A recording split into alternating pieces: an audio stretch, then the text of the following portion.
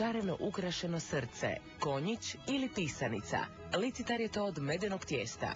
Šteher, metalni kalup, je osnovna alatka medičara. Njime se tijesto modla. Dakle, od jedne mase bezličnog tijesta pomoću štehera ono dobija svoju dušu.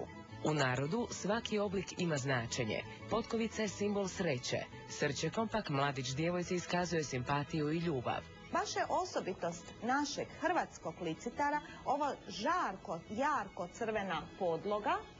Ona je taj simbol ljubavi, ali obilježje ovoga kraja, po koje se onda slika cifra bijelom, žutom, zelenom bojom. Veći primjerci imaju ispisanu poruku, pjesmicu i ogledalo. Motivi danas ovise o prigodi darivanja.